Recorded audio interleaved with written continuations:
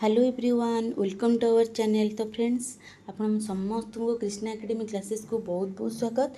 तो आज आम एप्रिल 1 कौन पढ़ा ना करेन्ट अफेयर पढ़ा पूरा रेगुलर चलो एप्रिल 1 रु आउ रहा जो मैंने पीडीएफ चाहते तले देती नंबर गोटे से कंटाक्ट करेंगे 499 देकी आपण पूरा 1 ईयर पर्यंत कौन करेंगे जॉइन हो पारे। आउ रहा आपन को डेली क्वेश्चन मेन्स गोटे गोटे क्वेश्चन पड़ो आपण मैंने से ग्रुप रे सेंड करेंगे। तो चलते स्टार्ट करनवा।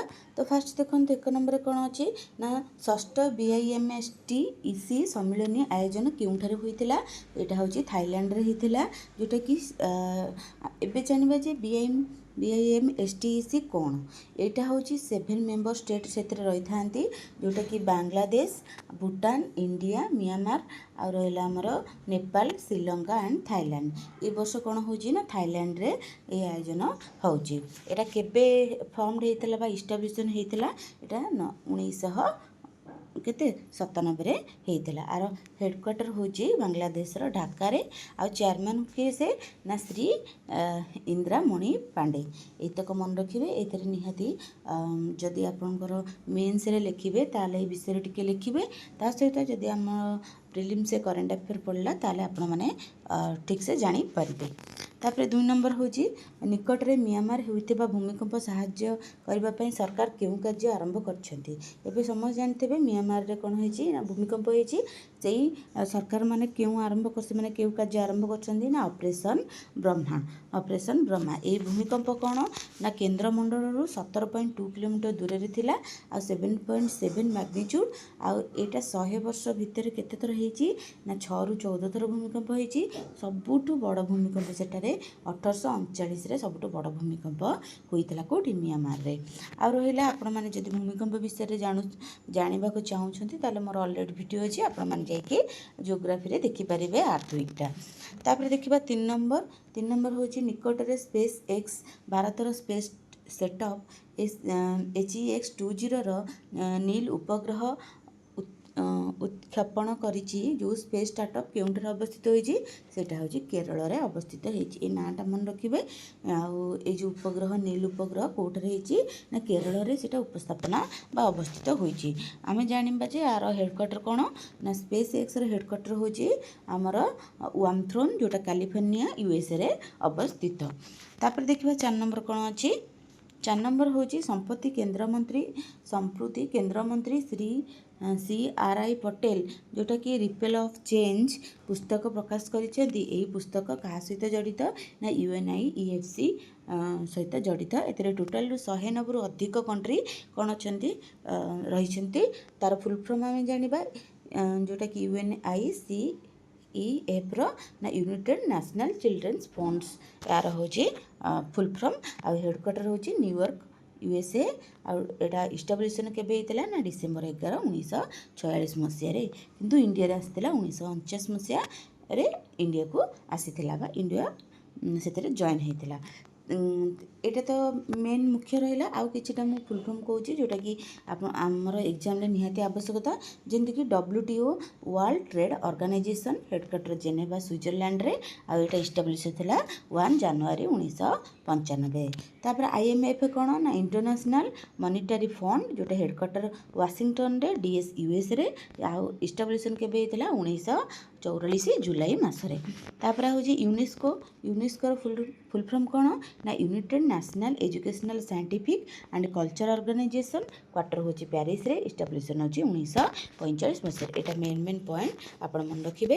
तापर देखिबा 5 नंबर कोन अछि निकट रे काहाकू विंड होम कम्बेल पुरस्कृत करा जायछि होचंती तांको ना होचंती रानी राणा दास गुप्त। एटा जने पुओ पिला तांको ना टिके मन रखिबे मेल।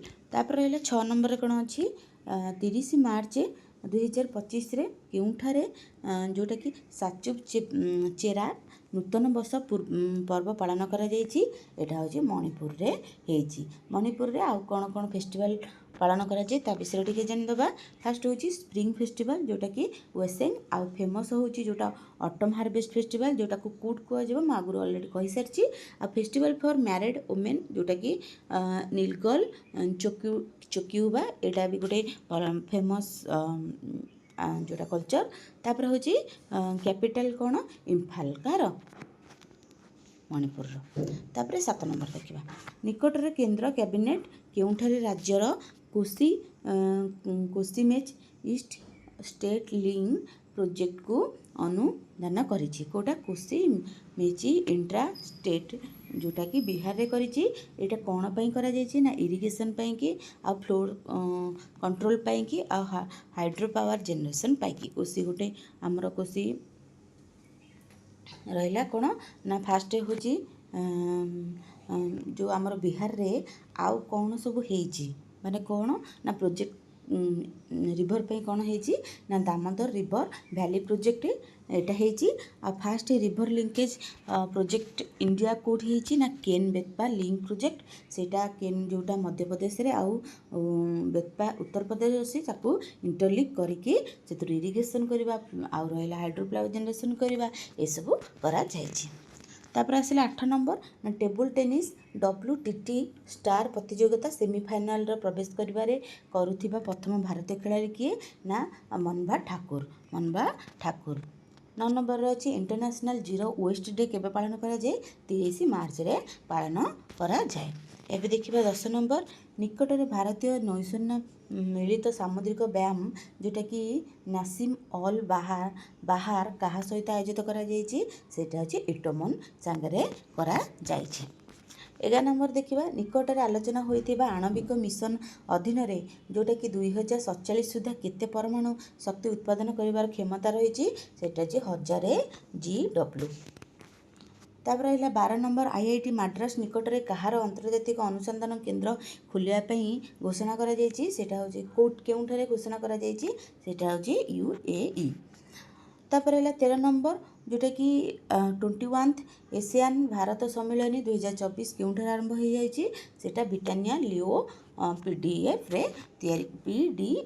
ତିଆରି ମାନେ ଏହି ସମ୍ମିଳନୀ ଭାରତ କରାଯାଇଛି।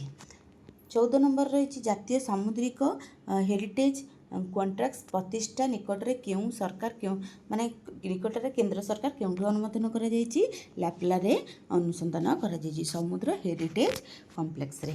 ନିକଟରେ ଭାରତୀୟ ନୌସେନା ନିଯୁକ୍ତି ଦ୍ୱିତୀୟ ବୃହତ୍ତମ ସ୍ୱଦେଶୀ ସଭ୍ୟ ଜାହାଜ କେଉଁଠି ରହିଛି, ଯେଉଁଟାକି NIC